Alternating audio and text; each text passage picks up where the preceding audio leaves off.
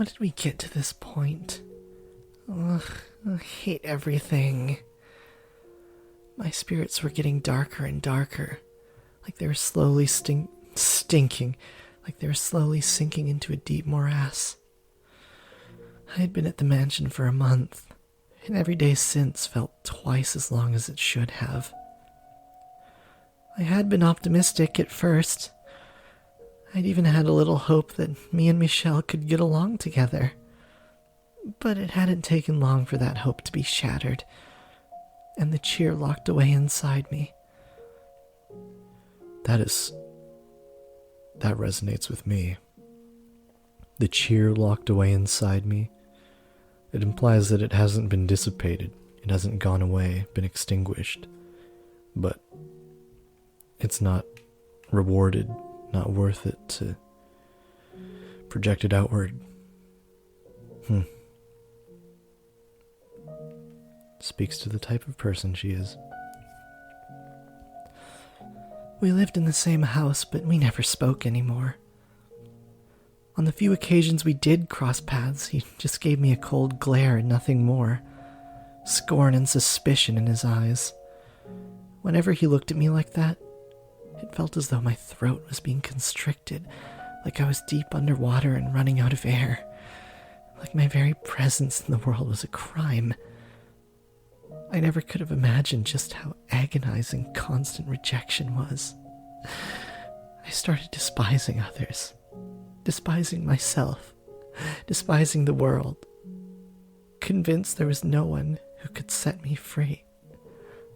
I considered running away from everything, rather than live like this another day. But I would have done so long ago if that were actually an option. If they found out I had fled, that I had acted outside their wishes, my mom and sister would pay. I had succeeded in allowing my sister to get married and my mom to live comfortably. I had given them happiness. I couldn't take that away from them again. Not after what I had to go through to do it. No, cut that out. Getting way too depressing, Giselle. Pull yourself together. That's not who you are. Be positive. The negativity didn't only come from my interactions with Michelle either. No, there seemed to be some kind of terrible presence within the mansion that twisted people's hearts. The mansion was, in fact, a bit of a local legend, which I had been informed about before being sent here. People claimed it was cursed and that an evil witch had lived in it for many, many years. Michelle joked that he was the witch, but I didn't believe him. I'm not usually one to believe in magic or curses at all, but being here so long, I can't help but wonder. Anyway, things can't go on like this. If I was to remain in this house, the situation needed to improve a lot. I was going to lose my mind if things kept us as they were. I was ready to give up once, but I'm going to try closing the distance between us again. If I could get him to open up even the tiniest bit, then maybe that would make living here a little easier. I wasn't going to try to make us best friends or anything, just repair our relationship enough that being around each other wasn't torturous. I've got my work cut out for me. How do I even begin that conversation? Heck, what is that conversation even going to be about? Maybe I should hold off, do it another day. No, I've made up my mind to do this, so I should get to it quickly. The longer I wait, the worse things are going to get. And eventually there won't be any fixing anything. We need to talk. We need to be in the same room for more than 10 seconds, and we need to get to know each other. He needs to know that he's not the reason I have anything to hide. Something to hide. Okay. Let's do this! I made my way to Michelle's chambers, which he had told me to stay away from. My stride was slow and ponderous, but at the very least I did my best to keep some semblance of a smile on my face.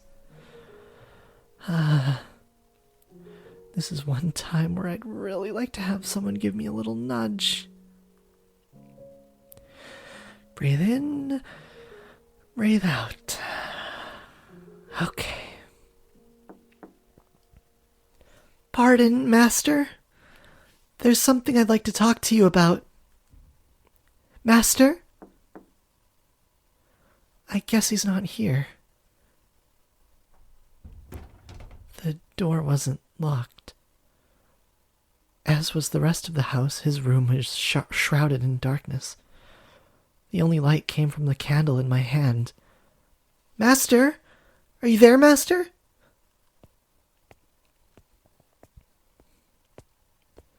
I guess I missed him.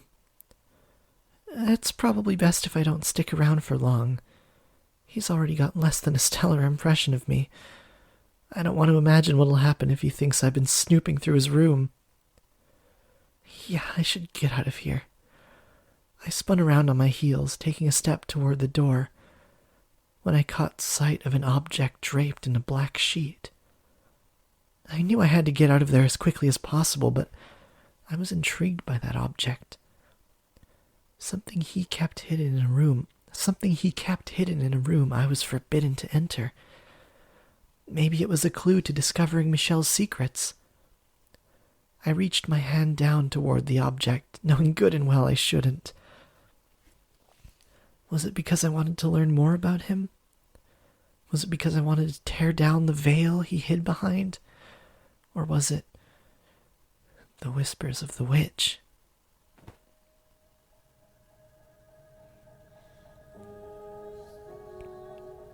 Oh, God.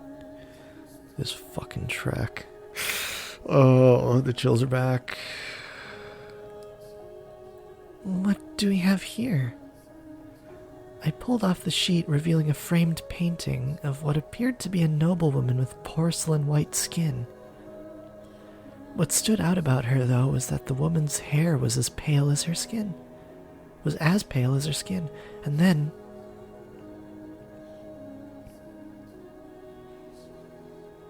what? I noticed something else. Wide gashes ravaged the canvas, damaging her face beyond repair. What the? I imagined it had once been a painting of a beautiful woman, but there was hardly a trace of that left. The only feeling it inspired anymore was a deep chill. This damage was not accidental. It was deliberate, angry, and the contempt emanating from within the frame was stifling. Thick, suffocating blackness seeped into me. Why would anyone? She was surely a most beautiful woman. Angelic, even. A storm of questions assaulted me. Who was she? Why had her face been carved up? Why had the painting been covered? What had happened? Who could have? There's only one person who could have done this. Michelle, why on earth? You saw it, didn't you? You saw the painting, didn't you? Huh? You entered my room without permission and you saw the painting, didn't you? Angelic, you say? There's nothing angelic about that damned woman. I scrambled to make some excuse, but nothing would come out of my mouth. All I could do was tremble. That sounded too innocent. I scrambled to make some excuse, but nothing would come out of my mouth. All I could do was tremble.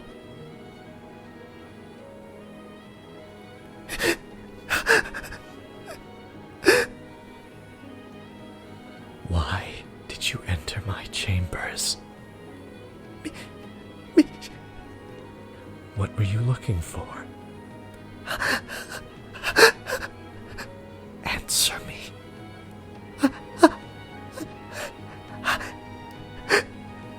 My mouth wouldn't move properly. I couldn't make my voice come out. It was like I wasn't even in my own body anymore. The wisps of air that were drawn into my lungs were expelled as hoarse gasps. My breaths were shallow and rapid. I was inhaling, but I wasn't getting any air. I was terrified of his eyes, of his voice, of his feelings, of the knife he was holding up to me. The terrible past I was chained to. The man's voice, the man's very flesh, terrified me. What were you trying to find, and what were you planning to do with it?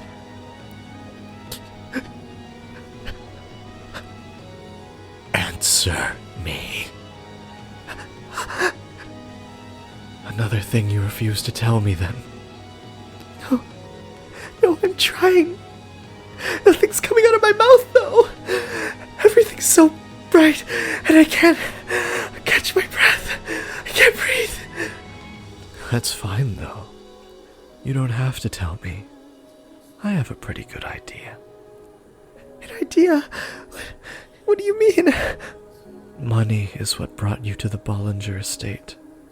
And it's what's brought you to me, too.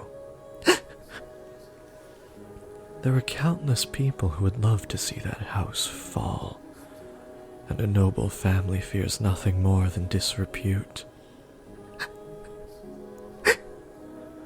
You were, I presume, approached by someone scheming the Bollinger's downfall. No. And as it just so happens, the Bollingers have a very unfortunate secret, one they're quite desperate to keep under wraps. Me. Someone suspected I might still be alive, so they sent you to dig up information about me. My very existence threatens to tear down that house. The cursed youngest son of the Bollinger family. Michel, who made a pact with the devil, who is supposed to be dead but is very much alive. You sweet-talked your way into that house and into information about me and my present situation, and you meant to trade that information for money. I bet whoever it was put quite a handsome price on it, too. Or maybe the one plotting to ruin the Bollinger family is you. No, that's not true.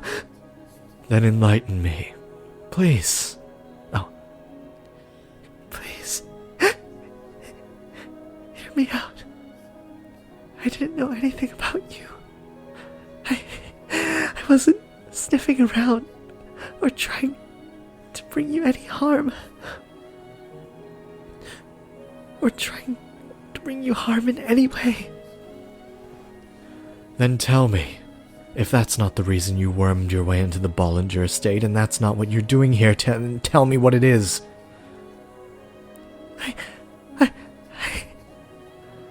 Tell me why you came to this mansion. You want me to tell you that? No way. That's asking too much. Way too much. Tell me. I swear, I haven't done anything wrong. I haven't done anything to wrong you. I simply wanted to make our life a little more comfortable, to bring some warmth to this frigid relationship we have. That's the only reason I wanted to find out more about you. I must assume I'm right then, Giselle. I must tell him that he's wrong. I must tell him I mean him no harm. But I can't say anything. A merchant's daughter became an Abigail at a noble house. Could you come up with a more obvious lie? Your father's the one. Wait, how does he know that I'm from a merchant family? You look perplexed. I may be imprisoned in this house, not free to move about as I please, but I have my ways. I know everything. Everything? Then he knows about that too. Oh yes, I do know.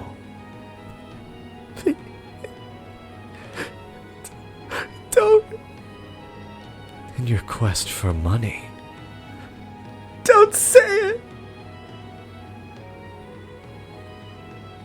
you slept with my father.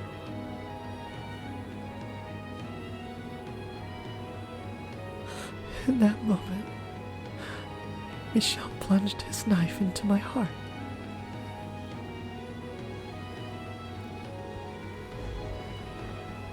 He carved through my chest with those words, causing me to completely lose control of myself. In a panicked frenzy, and probably screaming all the way, I knocked the man aside, and ran, and ran, and ran. I could hear the clap of thunder in the distance. Oh, how I wished a bolt of lightning would come crashing down upon me. Maybe if God burned my tainted flesh with a divine thunderbolt, it would get rid of some of the filth. But the jagged streaks of light cascaded across the dark clouds. Did not strike me, only creating restless grumbles in the sky.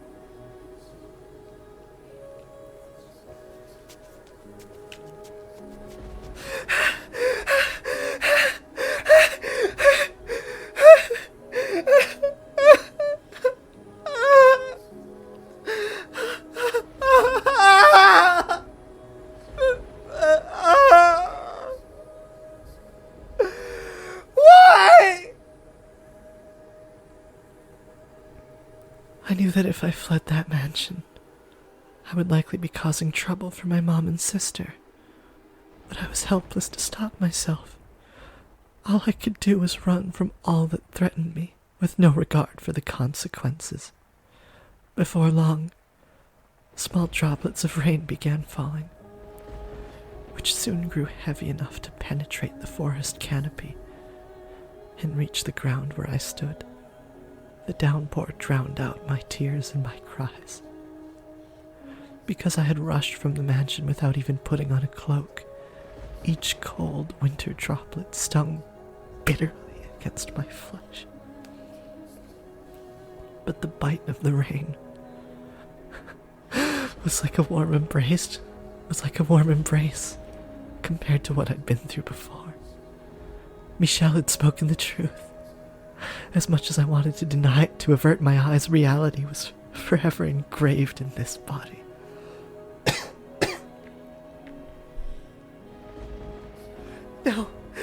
No! I don't want to think about it! But I had no say in the matter. Get out of my head!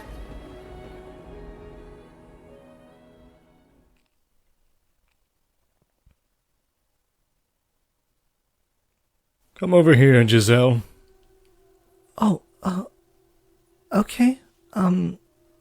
May I ask why you asked me here so late at night, Master? I just wanted to have a little chat. You care for some wine? Come closer and I'll pour you a glass. I had this wine imported from up north. They use very hard water and like it rather tart, so it leaves quite the lasting impression on your tongue. And yet it goes down so easily. You just can't seem to stop. What do you say? Have a sip. Or does your expertise as a trader allow you to evaluate a wine's quality without tasting it? No, but, Oh, please, Giselle. Don't trample all over my good graces. Very well, then. I will have a sip, Master, but no more. Have you ever considered growing out your hair? Having long hair made it difficult to do my job. Oh, you're not a merchant anymore, though. You deserve to look like the woman you truly are. I have no doubt longer hair would accentuate your natural beauty. It's a gorgeous shade of black, So deep a man could get lost in it for years.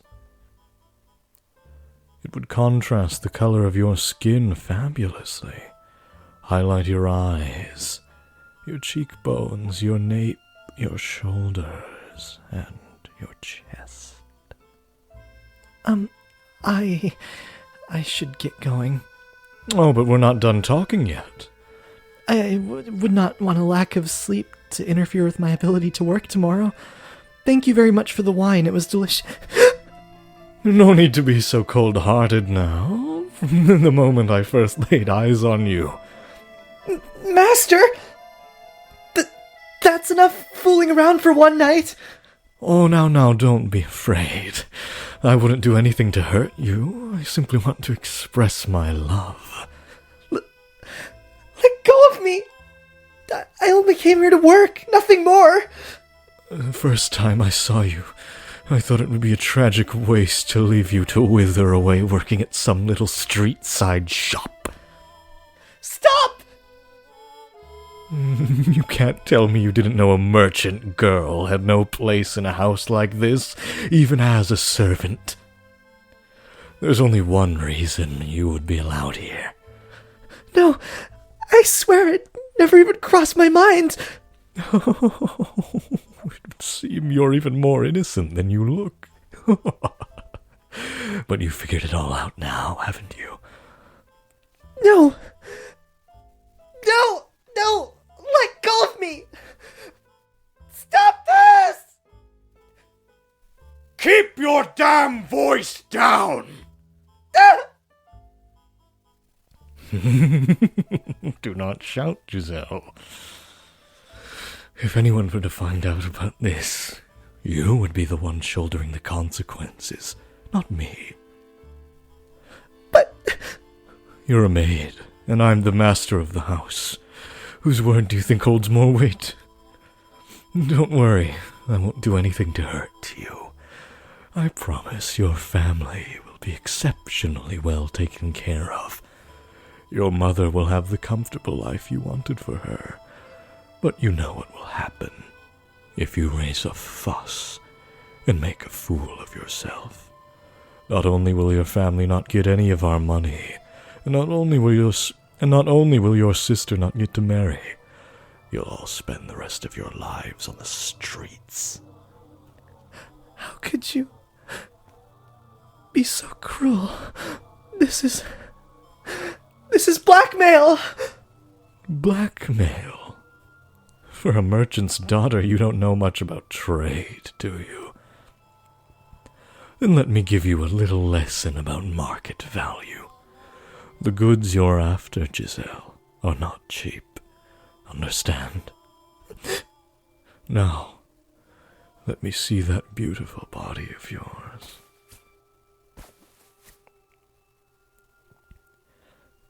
He was an older man, so I hadn't expected him to be very strong. But I couldn't break free of his grip, and I found myself entirely at his mercy. Beneath the gaudy outfits lay a hungry beast, and I was seeing the creature's true colors for the first time that day. The aging man ran his disgusting, slobbery tongue across my exposed skin. Everything he placed his hands upon withered away. Every piece of flesh he pressed his lips against putrefied, rotted, decayed, rankled. I trembled in revulsion, at which the man laughed, seemingly interpreting it as something else. I wondered what kind of place hell was. If hell's warden only flayed and carved their prisoners, I would have preferred that instead. I would have rather been sliced into tiny little chunks and cast into the hellfire. I would have chosen eternal torment over being touched by this man a second time, another second. But I didn't get to choose my hell. Eventually, the man forced open the gates I had been holding fast and spread his festering death inside me.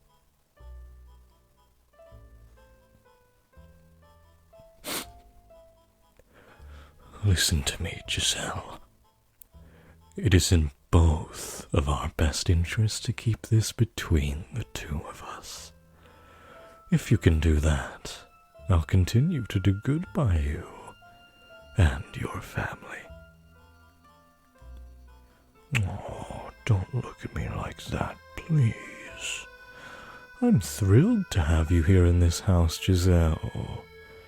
She has long since lost her mind, after all. It's torture just being in the same room. And my sons, they hardly ever come home. But you, Giselle, you give color to my dull life. You make it exciting once again. Now go on back to your room. I'll be waiting here at the same time next week.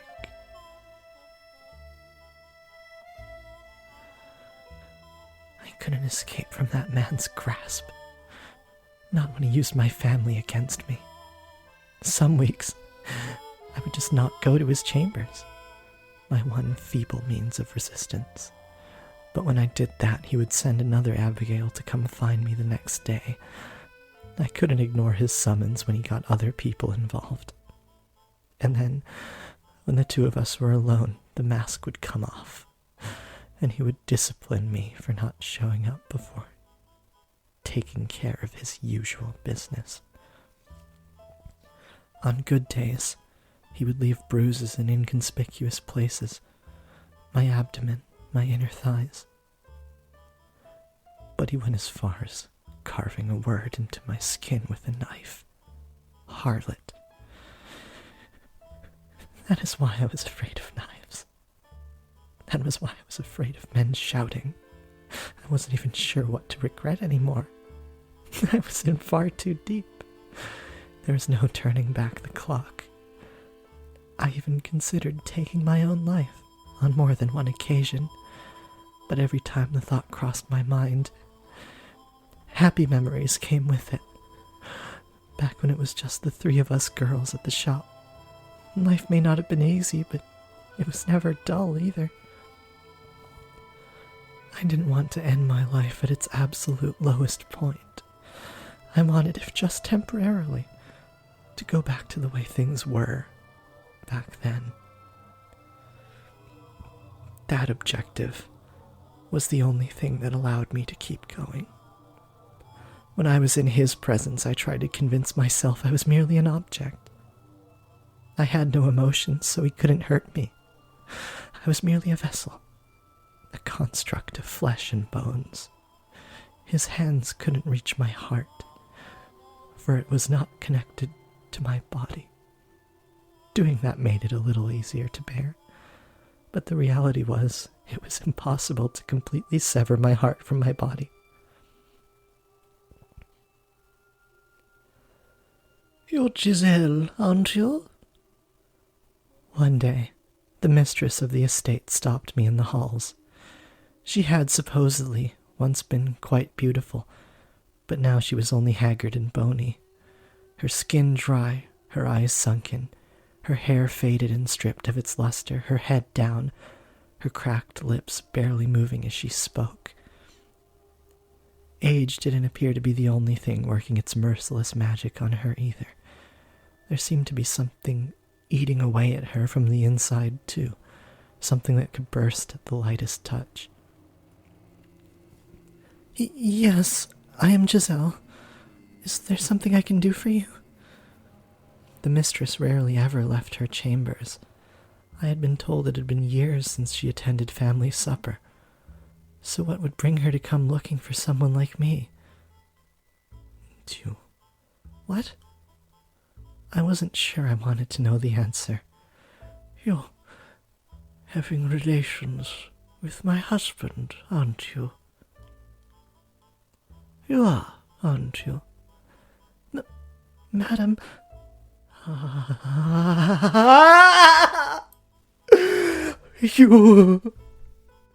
You wretched creature! She was telling me the truth! One of my trusty maids caught a glimpse of you through a crack in the door. She saw you with him, you filthy rat! You seduced my husband!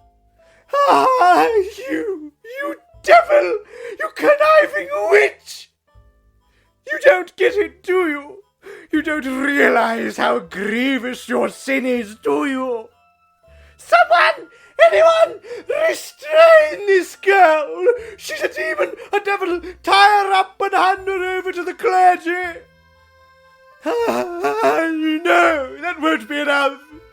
A witch, you have to burn her bones, scatter the ashes, or she'll just come back to life! Yes, execute her! Kill this woman! Burn the witch! Seize the piece she's stolen from me! Cursed. It's cursed. This house is cursed! Not only has it taken away my daughter, now it's trying to take away my husband. Oh God! Please shine thy cleansing light upon this house. I knew it would be a waste of breath trying to talk to her. She was not of sound mind. There was madness in her eyes. I didn't even have to make a fuss about it. It happened all on its own. If there was no way around it, then I should have just done it myself after the first time. Fuck, man. I didn't have the energy to argue with her, or to cry, or to shout. Before long, a crowd began to form around me and the sobbing mistress, and in it stood him. I assumed he would just stand back and watch, but much to my surprise, he stepped in, with an embarrassed look on his face, to try to settle his wife down and convince her not to have me executed. Maybe he did have a heart after all. Or maybe he just wanted to save face. Regardless, instead of being burned at the stake, it was decided I should be sent away to some remote forest. One of the previous Bollinger family heads had purchased a mansion there long ago, but it had been abandoned because of the stories people told about it. They said a cursed witch dwelled in the house. She had returned to life after being executed and now skulked about in the darkness. It was the perfect place to banish a sinner, and so, accused of adultery, I was in a carriage on my way out of the capital the next day.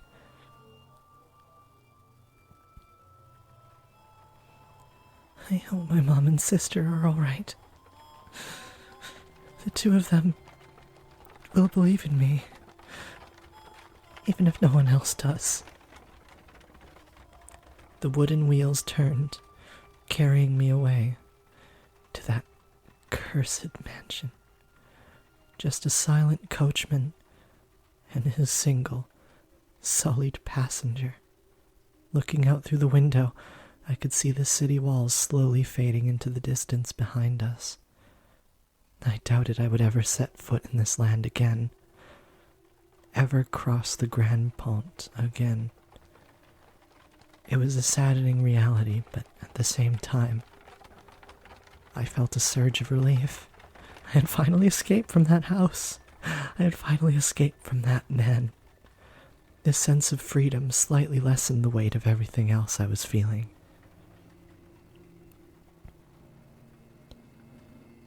A good while after we left the capital, the coachman handed me a letter. On the sheet of parchment was a rather startling revelation. There was someone else already living at the house where I was to reside. The Bollingers' youngest child. But the letter didn't say why he had been sent to the cursed mansion, only that he was there. Beyond that, the letter only made a single request. That I took after him, and not to ask any questions. Oh, that I look after him, and not to ask any questions. So I'm not just being sent off to the middle of nowhere. I still have work to do. If I look after whoever's at the mansion, then they'll do the same for my family. I don't have much say in the matter either way, I suppose. The carriage rattled and shook as it traversed the stony path, and bouncing around inside it, I resolved to take back my life. The peace I had once known, the cheerfulness I had lost, and to do so I would forget, lock away my memories, bury every terrible thing that had happened to me, cast aside those memories, and find my smile once more. I have no idea who I'm going to find there, but they couldn't possibly do anything worse to me. I'll greet them with a smile, and do my best to build up a decent relationship with them. I figured since the both of us had been banished to the same cursed mansion, there would probably be other things we had in common, and so I would forget it all, and get my life back, get my smile back. Fuck, man. And that was everything that led up to me arriving at the mansion. All the wounds I never wanted to open again. I didn't want to think about that. I've been trying so hard to forget about it. I wanted to forget all about it. So why? Why did you have to make me remember? All I did was believe that we could make things work. Why? How could you? God, I can't take it anymore.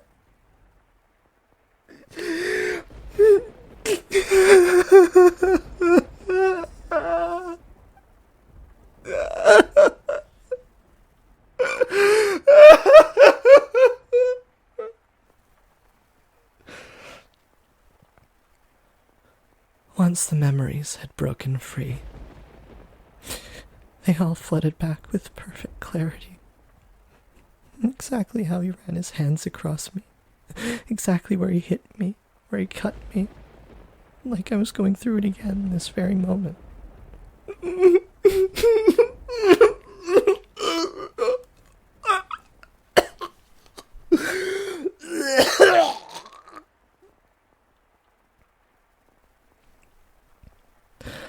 The rain was cooling me down on the outside, but so much nauseating heat had built up in my gut, I vomited all over the ground. I threw up and I threw up and I threw up until there was nothing left but bile.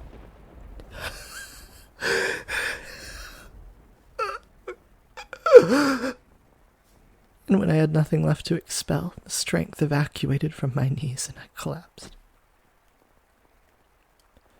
I didn't know if everything was blurry because of the rain or because my eyes had decided they were done looking at anything. The whole world twisted before me. Michelle's no different.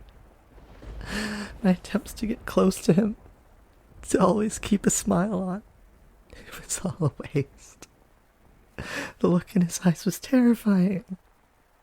Like he didn't believe in anything at all.